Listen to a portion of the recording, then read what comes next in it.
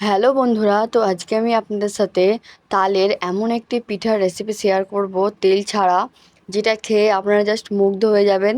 তালের তো আমরা শুধু বেশিরভাগ বড়া তৈরি করেই খাই, কিন্তু আপনারা যদি এই রেসিপিটি একবার বাড়িতে ট্রাই করে খান, এইটাই কিন্তু বারবার তৈরি করতে ইচ্ছা করবে, এতটাই সুস্বাদু হয় এবং একদম ঝামেলাহীন একটা রেসিপি। মাত্র হাতে 5 মিনিট সময়ের মধ্যে কিন্তু তৈরি হয়ে যাবে। আর খেতে তো অতুলনীয় হয়। আপনারা তেল ছাড়া যেসব পিঠা খেতে ভালোবাসেন যারা, তাদের জন্য কিন্তু এটা একদম বেস্ট পিঠা হবে। আর যেহেতু এটা তালের সিজন, তো এই পিঠাটা খেতেও কিন্তু খুব ভালো লাগবে। তো পুরো ভিডিওটা দেখতে থাক। দেখুন, প্রথমেই কিন্তু আমি 1 কাপ পরিমাণে চালের গুঁড়ি নিয়ে নিয়েছি, আর এখানে 1 কাপ পরিমাণে আমি সেম পরিমাণে ময়দা নিয়ে নিলাম। এরপর আমি এর মধ্যে 1 চা চামচ পরিমাণে আমি লবণ দিয়ে দিচ্ছি। এখানে কিন্তু ময়দা আর চালের আটার রেশিওটা কিন্তু আমি একদম সমান রেখেছি। আর আমি যেভাবে দেখাচ্ছি সেইভাবে যদি আপনারা পিঠাটা বাড়িতে একবার তৈরি করেন, তালের কিন্তু তেঁতো ভাবটাও কিন্তু আপনারা বুঝতে পারবেন না এবং দুর্দান্ত সুস্বাদু হবে। এরপর দেখুন, এর মধ্যে আমি 1 কাপ পরিমাণে আমি চিনি দিয়ে দিলাম। চিনিটা দিয়ে এখানে হচ্ছে চিনিটাকে চাইলে আপনারা পাউডার করেও দিতে পারেন, যদি আপনারা চান যে একটু কম সময় লাগাতে, তো আপনারা চিনিটাকে পাউডার করে তারপরে দিয়ে নিতে পারেন, তাহলেও কিন্তু হবে। এরপর দেখুন, আমি এর মধ্যে বেশ খানিকটা হচ্ছে যে তালের যে আমরা মেদি বা তালের যে আমরা পাল্পটা বলি, সেটাকে আমি বের করে রেখেছিলাম আগে থেকে ফ্রিজেতে। তো সেটাকে আমি আগে আধ ঘন্টাকে বের করে নর্মাল টেম্পারেচারে রাখতে দিয়ে দিয়েছিলাম। এরপর দেখুন, আমি এর মধ্যে দিয়ে দিলাম অনেকটা পরিমাণেই দিয়ে দিয়েছি, যাতে তালের স্বাদটা খুব ভালোভাবে বোঝা যায়।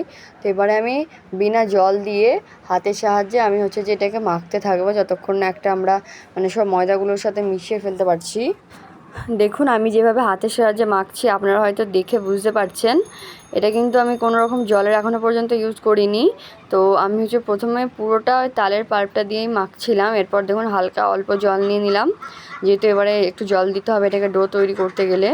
তো তার জন্য এবার হচ্ছে যে আমি দেখুন একটু জল দিয়ে আবারও হাতের সাহায্যে খুব ভালোভাবে আমরা মিশিয়ে একটা ডো তৈরি করে নেব। ডোটার কনসিস্টেন্সিটা আপনাদেরকে আমি দেখিয়ে দেবো, আপনারা কেমন ডোটা তৈরি করবেন। দেখুন, আমি হাতে করে এটাকে মেখে নিচ্ছি।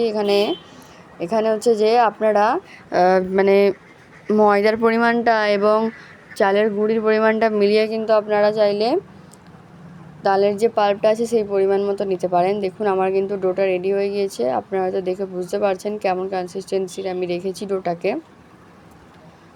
দেখুন, এরকম কনসিস্টেন্সির কিন্তু আমি রেখেছি। এরপর ডোটাকে আমি সাইডে রেখে দেবো।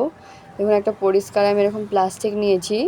প্লাস্টিকের ওপরটাতে দুদিকেই আমি খুব ভালোভাবে অয়েলটাকে মাখিয়ে নিয়েছি, তেল মাখিয়ে নিয়েছি খুব ভালোভাবে। প্লাস্টিকটাকে আপনারা হয়তো দেখে বুঝতে পারছেন। আমি হাতেও অল্প তেল নিয়ে নিয়েছিলাম। তো এবারে দুদিকে এভাবে তেল দিয়ে আমি এর মধ্যে অল্প হচ্ছে তালের যে আমরা ডোটা তৈরি করে রেখেছিলাম সেটা দিয়ে এবারে আমি একটু বড় করে নিলাম। স্প্রেড করে নিয়ে আমাদের কিন্তু একটা পিঠা রেডি হয়ে গেল। এইভাবে কিন্তু আমি এটাকে ননস্টিকের প্যানেতে কোনো রকম তেল ছাড়াই কিন্তু আমি দিয়ে দিলাম। আপনারা হয়তো দেখে বুঝতে পারছেন। আমি আপনাদেরকে আরও একটাও আপনাদের সুবিধার জন্য দেখিয়ে দিচ্ছি। দেখুন, এতটা পরিমাণে আমি তালের হচ্ছে ডোটা নিয়েছি। দেখতে পাচ্ছেন হাতে করে নিলে কী কেমন জড়িয়ে যাচ্ছে। এই জন্য আমি সেমভাবে এরকম অল্প তেল মেখে হাতে আর প্লাস্টিকটাকে দিয়ে এভাবে চেপে কিন্তু আমি তৈরি করে নিচ্ছি। আপনারা হয়তো দেখে বুঝতে পারছেন। আর প্লাস্টিকটার ফলে কিন্তু এটাকে আমাদের ট্রান্সফার করতেও কিন্তু খুব সুবিধা হচ্ছে। তো আমি আবারও এভাবে দিয়ে নিচ্ছি। দেখুন, দিয়ে নিলাম, এভাবে আবার ট্রান্সফার করে দিলাম। কি সুন্দরভাবে প্রত্যেকটা পিঠা বেরিয়ে আসছে, আপনারা শুধু দেখেই বুঝতে পারছেন। এভাবে যদি আপনারা বাড়িতে ট্রাই করেন, বেশি কিন্তু বাসনপত্র নোংরা হবে না, খুব অল্প সময়ের মধ্যে অল্প উপকরণে কিন্তু আপনারা এটা তৈরি করে নিতে পারবেন।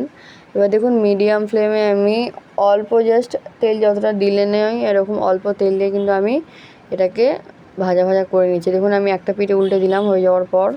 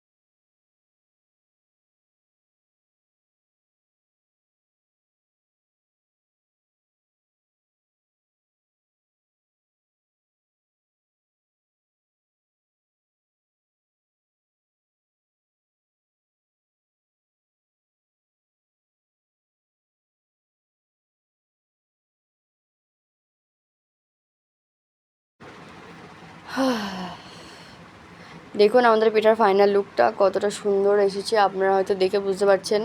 এভাবে বাড়িতে অবশ্যই ট্রাই করবেন এবং আমাকে জানাতে ভুলবেন না যে কেমন লাগলো আপনাদের পিঠাটা। ধন্যবাদ।